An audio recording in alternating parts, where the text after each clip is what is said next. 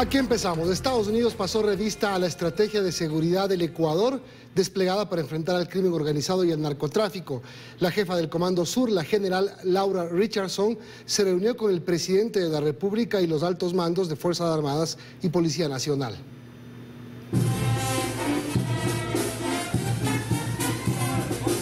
En una reunión que se extendió por más de 3 horas con almuerzo incluido, con el alto mando de Fuerzas Armadas y de la Policía Ecuatoriana, en el complejo del Ministerio de Defensa, la jefe del Comando Sur de Estados Unidos, la general Laura Richardson, conoció de primera mano la estrategia de seguridad que aplica el Ecuador para enfrentar al narcotráfico y al crimen organizado. Es una visita histórica, pues no solo viene la general Laura Richardson, que es comandante del Comando Sur, sino que viene una delegación de muy alto nivel. Viene también quien dirige la Guardia Nacional en Estados Unidos, que es el general Hawkinson, también un general de 4 estrellas que lleva toda la seguridad interna de Estados Unidos. La primera mujer jefe del Comando Sur de Estados Unidos inició su agenda muy temprano en la mañana.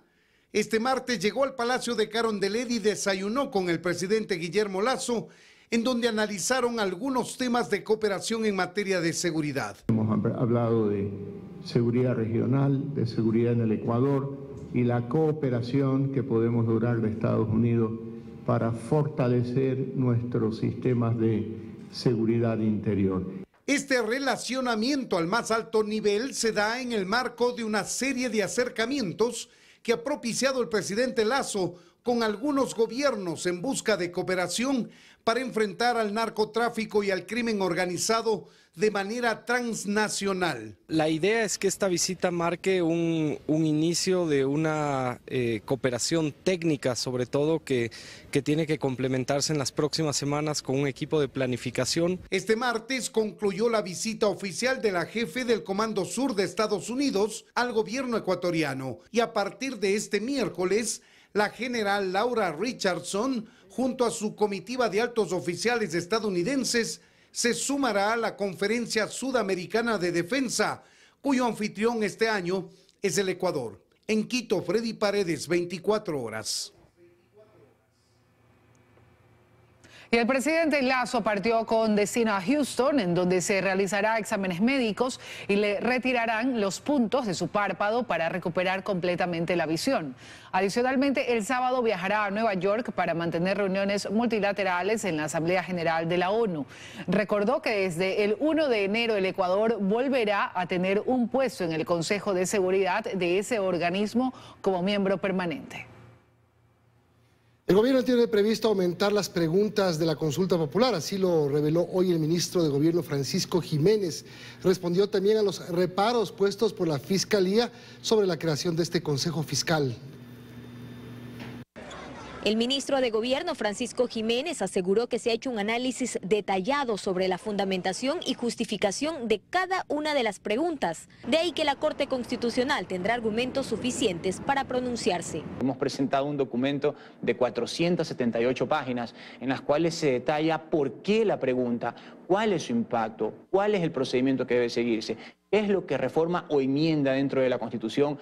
Sobre la primera pregunta, que plantea un apoyo complementario de las Fuerzas Armadas a la policía para combatir el crimen organizado y que ha generado opiniones encontradas respecto a las garantías de los derechos humanos en las personas, Jiménez aseguró que se trata de desburocratizar la intervención de las Fuerzas Armadas.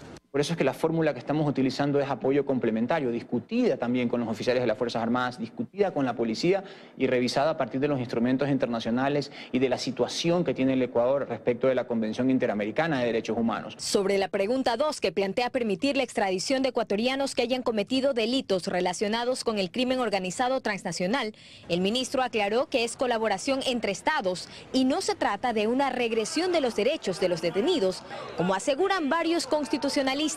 Es también la posibilidad de colaborar entre estados para enfrentar delitos que trascienden los estados. Jiménez respondió también al comunicado de la Fiscalía. La institución anunció que presentará ante la Corte Constitucional un amicus curiae para plantear observaciones al referéndum.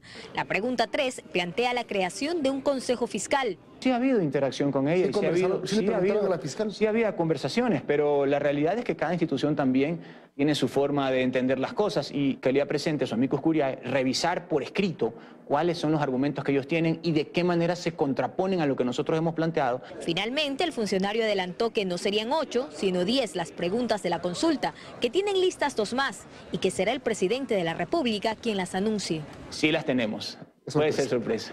Joana Ramos, 24 horas. El ministro de Economía y Finanzas propone incluir otra pregunta con temas laborales en la consulta popular. Además, anunció que está a favor de la focalización de subsidios y detalló el monto que el gobierno invertirá en obra pública en los próximos 4 meses.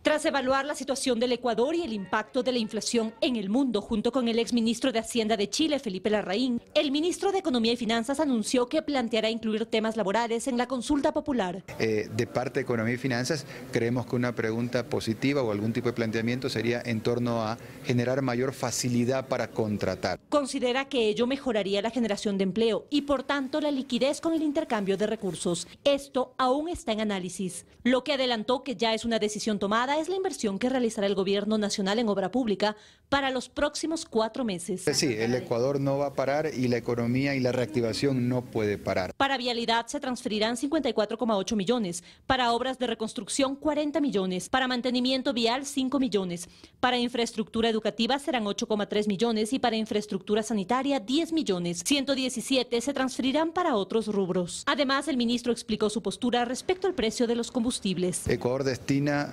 3.800 millones de dólares en promedio este año a subsidiar combustibles. Eso es más plata que la que destinamos a salud, educación o seguridad. A mí eso me parece que es una barbaridad. Tenemos que cambiar la prioridad. Y la oportunidad es ponernos de acuerdo en focalizar el subsidio. Sobre la situación de Ecuador también habló el exministro de Hacienda de Chile, Felipe Larraín. Lo importante es que Ecuador pueda crecer en un escenario como este, con debido resguardo del medio ambiente, con debido resguardo de las finanzas públicas, y aquí hay una serie de oportunidades. Él además explicó que en el escenario internacional el dólar permite que la inflación del país sea baja, con respecto de la situación de otros países del mundo que no tienen la moneda que se ha fortalecido. En Quito, María Gracia Acosta, 24 horas. Los dirigentes indígenas realizaron un análisis de los avances logrados en las 5 primeras mesas temáticas de diálogo. Durante este pronunciamiento se desviaron del tema para reaccionar a la consulta popular. Es la segunda ocasión que el presidente de la CONAIE, Leonidas Issa, se refiere a la consulta popular impulsada por el Ejecutivo. Esta vez dijo que es un intento por oxigenar el gobierno y que este sector rechaza de forma frontal este proceso. El gobierno nacional no tiene legitimidad de preguntar nada. Nosotros no estamos de acuerdo con la consulta y lo vamos a ir de frente porque no resuelve el problema. Y no estas 8 preguntas que para mí son un saludo a la bandera. Estas declaraciones se dan en medio de un análisis desde el sector indígena a los avances de las primeras mesas de diálogo, a 2 meses de haber iniciado este proceso. Aunque 4 mesas cerraron con varios acuerdos, la defocalización de subsidios a los combustibles permanecerá abierta. Se resaltó las coincidencias al determinar a quienes se podría excluir del subsidio. Excluyen, en este caso, a quienes perciban más de $43.630 al año, a vehículos que superen los $40.000 avaluados de manera total en el año. Se apuntó además que en temas concretos donde los acuerdos requieren ciertas reformas, se trabajará a partir de los 90 días, cuando se traslade estos temas pendientes a la Asamblea Nacional. Se debe garantizar la conformación de una mesa técnico-jurídica para construir de manera articulada el proyecto de ley con las organizaciones sociales, de acuerdo a las normativas que es necesario reformar, que es necesario crear a partir de los diálogos que se han tenido en estos 90 días. Los diálogos continuarán este miércoles a las 8:30 con la instalación de las mesas 6 y 7 de acceso a la salud y la de educación superior. En Quito, Daniela Valencia, 24 horas. Informalmente, el país debatirá sobre si se incorporará la extradición de narcotraficantes. Ese es el contenido de la segunda pregunta planteada por el gobierno. Según analistas, tendría barreras en la Corte Constitucional, pero sí habrían salidas. Dayana Monroy nos explica. ¿Qué tal con todos? La clave está en el artículo 441 de nuestra Constitución, que dice que las enmiendas constitucionales no deben establecer restricciones a los derechos de los ecuatorianos. Esto podría entorpecer la aprobación de constitucionalidad de la pregunta 2, aunque un analista cree que si se expone bien, esta pregunta sí podría ser calificada por la Corte. ¿Está usted de acuerdo con permitir la extradición de ecuatorianos que hayan cometido delitos relacionados con el crimen organizado transnacional a través de procesos que respeten los derechos y garantías enmendando la Constitución? Es lo que propone el presidente que se le pregunte a los ecuatorianos. Pero esta pregunta podría encontrar un bloqueo constitucional en el artículo 441 de la Constitución, que define claramente que la enmienda de uno o varios artículos de la Constitución no debe establecer restricciones a los derechos y garantías. En este caso sería de los detenidos. Sin embargo, dice Pamela Aguirre que la salida está en la forma en la que se planteen los anexos. Lo que eventualmente podría modificarse sería si es que en determinados delitos, por la gravedad y la trascendencia que esto implica, es posible una extradición, y ahí creo que el análisis de constitucionalidad tendrá que ser muy minucioso, muy riguroso. La propuesta, según su anexo, busca enmendar el artículo 79 de la Constitución para que diga: no se concederá la extradición de un ecuatoriano, su juzgamiento se sujetará a las leyes de Ecuador, excepto para los delitos relacionados con el crimen organizado transnacional, como el tráfico de drogas, armas, trata de personas y blanqueo del producto del delito. Hay dos disposiciones transitorias. La Asamblea tendrá un plazo de 365 días para aprobar la ley reformatoria a la ley de extradición que regule la enmienda. Hasta que la Asamblea cumpla la disposición, el Ministerio de Relaciones Exteriores expedirá los acuerdos ministeriales para aplicar la enmienda. Se expedirán en 45 días. Esta es la primera vez que se propone una reforma constitucional que abra la posibilidad a la extradición. Y aunque, como vemos, es una pregunta que jurídicamente la tiene complicada en la Corte, no imposible. Seguimos, amigos. Un tribunal de la Corte Provincial de Justicia del Guayas ratificó la sentencia de primera instancia que ordena la restitución de los bienes incautados a Roberto y William Isaías, exdirectivos del extinto Filambanco. Esto luego que se negara la apelación interpuesta por la Procuraduría General del Estado. El tribunal, integrado por los jueces Richard Gaibor, Carlos González y Fabiola Gallardo, esta última presidente de la Corte Provincial del Guayas, negó la apelación presentada por la Procuraduría en contra de la sentencia del juez Johnny Lituma, que ordenó la devolución de los bienes de los hermanos Roberto y William Isaías, con lo que la sentencia de primera instancia en favor de los exdirectivos del extinto Filambanco se mantiene en firme. El tribunal resolvió declarar sin procedencia el recurso de apelación interpuesto y en consecuencia confirmar en todas sus partes la sentencia dictada por el juez inferior.